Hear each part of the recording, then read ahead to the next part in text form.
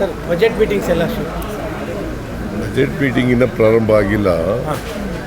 Preliminary ಚರ್ಚೆ ಮಾಡ್ತಾ ಇದ್ದೀವಿ ಫೈನಾನ್ಸ್ ಡಿಪಾರ್ಟ್ಮೆಂಟ್ನವ್ರ ಜೊತೆ. ಸೊ 2ನೇ ತಾರೀಕಿನಿಂದ ಪ್ರಾರಂಭ ಆಗುತ್ತೆ, ಸ್ಟ್ರಿಕ್ಟಾಗಿ 2ನೇ ತಾರೀಕಿನಿಂದ. ಡಾಲರ್ಸಲ್ಲೂ ಕೂಡ ಕರ್ನಾಟಕದ ಬಗ್ಗೆ ಭಾಳ ಹೆಮ್ಮೆ ಮಾತಾಡಿದ್ದಾರೆ. ಕರ್ನಾಟಕದಲ್ಲಿ ಇನ್ವೆಸ್ಟ್ಮೆಂಟ್ಗೆ ಒಳ್ಳೆ ಅವಕಾಶ ಇದೆ ಅನ್ನೋ ಮಾತುಗಳು ಆಡಿದ್ದಾರೆ ಡಾಲರ್ಸಲ್ಲಿ. ಎಲ್ಲಿ ಡಿ ಕೆ ಶಿವಕುಮಾರ್ ಎಲ್ಲ ಹೋಗಿದ್ರಲ್ಲ ಅದು. Industries minister D K Shivakumar ಎಲ್ಲ ಹೋಗಿದ್ದಾರೆ ಲಾವೋಸ್ಗೆ, ನಾನು ಹೋಗಿಲ್ಲ. ಬಟ್ ಅಲ್ಲಿ ಕರ್ನಾಟಕದಲ್ಲಿ ಯಾವಾಗಲೂ ಕೂಡ ಇನ್ವೆಸ್ಟ್ಮೆಂಟಿಗೆ ಒಳ್ಳೆ ವಾತಾವರಣ ಇದೆ. ನಮ್ಮಲ್ಲಿ ಮ್ಯಾನ್ ಪವರ್ ಜಾಸ್ತಿ ಇದೆ, both skilled and unskilled power ಸಿಗ್ತದೆ. ಈಗ ಆಗಿ ಸ್ಕಿಲ್ ಟ್ರೈನಿಂಗ್ ಎಲ್ಲ ಮಾಡಿಕೊಡ್ತಾ ಇದ್ದೀವಿ. ಸೊ ಹಾಗಾಗಿ ಎಲ್ಲಿ ಸ್ಕಿಲ್ ಟ್ರೈನಿಂಗ್ ಆಗಿರ್ತದೆ ಅವ್ರಿಗೆ 100% ಕೆಲಸ ಸಿಗುತ್ತೆ. ಸರ್, ಈಗ ಮೊನ್ನೆ ವಿಧಾನಸಭೆಯಲ್ಲಿ ಆದಂಥ ವಿಚಾರದಲ್ಲಿ ರಾಷ್ಟ್ರಪತಿಗಳಿಗೆ ರಾಜ್ಯಪಾಲರು ವರದಿ ಕೊಟ್ಟಿದ್ದಾರೆ.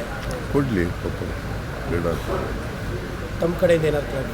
ಸರ್ಕಾರದ ಕಡೆ ನಮ್ಮ ಕಡೆ ಇದೆ, ಅವ್ರು ಕೊಟ್ಟಿದ್ದಾರೆ ವರದಿ, ತಿಳಿಸಿದ್ದಾರೆ ಅಷ್ಟೇ ಏನು ನಡೀತು ಅಂತ ತಿಳಿಸಿದ್ದಾರೆ. ಬಟ್ ರಾಜ್ಯಪಾಲರು ಈಗ 176 of the Indian constitution, 163 of the Indian constitution says shall address the ಅಂತ, ಶಲ್ ಅಂತ ಪದ ಉಪಯೋಗಿಸಿರೋದು. ಅದರಿಂದ ಅವರು ಮಾಡಬೇಕಾಗಿತ್ತು. ನಾಳೆನೂ ಕೂಡ ಭಾಷಣ ಮಾಡಬೇಕಾಗಿದೆ ಸರ್. ನಾಳೆನೂ ಕೂಡ ತಾವು ಬರ್ಕೊಟ್ಟ ಭಾಷಣ ನಾಳೆ ಬರ್ಕೊಡ್ತೀವಿ ನಾವು. ಬಟ್ ಅವರು ಭಾಷಣ ಮಾಡೋದು ಇದರಲ್ಲಿ ನಾವು ಏನು ಬರ್ಕೊಡ್ತೀವಿ ಅದನ್ನು ಮಾಡಲೇಬೇಕು. ಜಂಟಿ ಅಧಿವೇಶನ ಮಾಡುವಾಗ ನಾವು ಸರ್ಕಾರ ಏನು ಬರ್ಕೊಡ್ತೀವಿ ಅದನ್ನು ಮಾಡಲೇಬೇಕು. ಡಿಸ್ಕ್ರಿಷನ್ ಇಲ್ಲ ಅಲ್ಲಿ. ನಾಳೆದು ಕೂಡ ತಾವು ಬರ್ಕೊಟ್ಟಿದ್ದಲ್ಲ ಸರ್? ನಾವು ಬರ್ಕೊಡ್ತೀವಿ, ಬಟ್ ಅವರು ಚೇಂಜ್ ಮಾಡ್ಕೊಳ್ಳೋಕ್ಕೆ ಸಾಧ್ಯತೆ ಇರ್ತದೆ.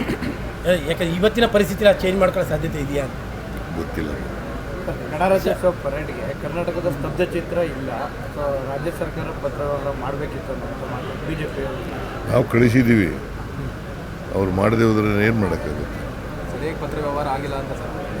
ಪತ್ರ ವ್ಯವಹಾರ ಎಲ್ಲ ಆಗಿದೆಯಪ್ಪ, ಪತ್ರ ವ್ಯವಹಾರ ಎಲ್ಲ ಆಗಿದೆ, ನಾವೆಲ್ಲ ಕಳಿಸಿದ್ದೀವಿ. ಅದು it is for them to choose. ಈಗ ಪ್ರತಿ ರಾಜ್ಯದಿಂದ ಸ್ತಬ್ಧಚಿತ್ರ ಮಾಡಬೇಕಾಗಿರ್ತಕ್ಕಂಥದ್ದು ಕೇಂದ್ರ ಸರ್ಕಾರ ಅಲ್ವಾ, ಅವ್ರು ಮಾಡಬೇಕು. ಸರ್, ನಿನ್ನೆ ಹಾಸನದಲ್ಲಿ JDS ಸಮಾವೇಶ ಆಗಿದೆ, 25ನೇ ವರ್ಷದ ಸಮಾವೇಶ ಆಗಿದೆ.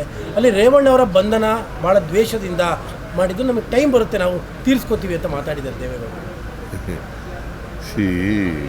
ನಾವು ಯಾರು ಕಾನೂನು ಪ್ರಕಾರ ಮಾಡಿದ್ದಾರೆ, ನಾವ್ಯಾರು ಕೂಡ ಅದಕ್ಕೆ ಇಂಟರ್ಫಿಯರ್ ಆಗಿಲ್ಲ, ಆಗೋದೂ ಇಲ್ಲ.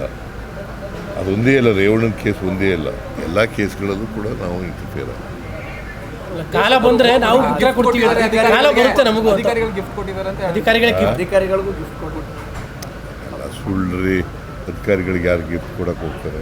ಅಲ್ಲ, ಸರ್ಕಾರ ಅಲ್ಲ, ಇಲಾಖೆಯಿಂದ ಬಹುಮಾನ ಘೋಷಣೆ ಆಗಿದೆ, ಅದೇನೋ ಮಾಡಿಲ್ಲ. ಅಲ್ಲ, ಟೈಮ್ ಬರುತ್ತೆ ನಮಗೂ ಕೂಡ ಅಂತ ದೇವೇಗೌಡರು, ನಮಗೂ ಟೈಮ್ ಬರುತ್ತೆ ತೀರಿಸ್ಕೊಳ್ಳೋಕ್ಕೆ ಅಂತಾರೆ. ಈಗ ಕಾನೂನು ಪ್ರಕಾರ ಮಾಡಿರ್ತಾರೆ, ಅವರು ಕಾನೂನು ಪ್ರಕಾರ ಮಾಡಲಿ. ಅವ್ರ ಕಾಲದಲ್ಲಿ ಅವ್ರಿಗೆ ಅಧಿಕಾರ ಬರಲ್ಲ, ಒಂದು ವೇಳೆ ಬಂದ್ಗಿಂದ್ರೆ ಅಧಿಕಾರ ಅವರು ಐ ಡೋಂಟ್ ನೋ ಯಾವ ಅರ್ಥದಲ್ಲಿ ಹೇಳ್ತಾರೆ ಗೊತ್ತಿಲ್ಲ ನನಗೆ. ಅವ್ರಿಗೆ ಹೆಂಗೆ ಅಧಿಕಾರ ಬರ್ತದೆ? 17 ಗೆದ್ದಿರೋರಿಗೆ ಹೆಂಗೆ ಅಧಿಕಾರ ಬರ್ತದೆ? ಈ ಸಲ ನಿರ್ನಾಮ ಮಾಡ್ತೀವಿ ಕಾಂಗ್ರೆಸ್ನ ಅನ್ನೋ ಒಂದು ಘೋಷವಾಕ್ಯ ನಿನ್ನೆ ಆಯ್ತಪ್ಪ, ಬಾಯಿನಲ್ಲಿ ಹೇಳಿದ್ರೆ ರಾಜಕೀಯ ಭಾಷಣ ಮಾಡಬೇಕು ತಕ್ಷಣ ಆಗುತ್ತೆ. ಅವರು ನಾನು ಪ್ರೆಸಿಡೆಂಟ್ ಆಗಿದ್ದಾಗ 2004ರಲ್ಲಿ 59 ಗೆದ್ದಿದ್ದಾರೆ. ಈಗ ಎಷ್ಟು ಗೆದ್ದಿದ್ದಾರೆ? 17. ಬಟ್ ಅವರಿಗೆ ಬಿಜೆಪಿ ಜೊತೆಲಿ ಇರೋ ಕಾನ್ಫಿಡೆನ್ಸ್ ಇದೆ. ಬಿಜೆಪಿ ಜೊತೆಲಿ ಬಿಜೆಪಿ ಅವ್ರು ಜಾಸ್ತಿ ಗೆದ್ರೆ ಸ್ವಲ್ಪ ಬಿಟ್ಬಿಡ್ತಾರೆ ಇವರಿಗೆ ಚೀಫ್ ಮಿನಿಸ್ಟರ್ ಆಗಕ್ಕೆ. ಫಸ್ಟ್ ಆಫ್ ಆಲ್ ಬರೋದೇ ಇಲ್ಲ, ಅವರು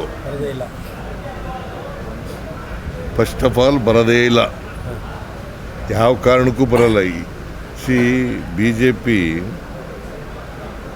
ಇವರಿಬ್ಬರು ಸೇರಿದ್ರು ಕೂಡ ನಾವು ಎಷ್ಟು ಗೆದ್ದಿದ್ದೀವಿ? 136 ಗೆದ್ದಿದ್ದೀವಿ. ಹಾಂ ಆಮೇಲೆ ಸೇರಿಸಿ 140 ಆದ್ರಿ ಬೈ ಎಲೆಕ್ಷನ್ಸ್. ಈಗ 140 ಆಗಿದ್ದೀವಿ.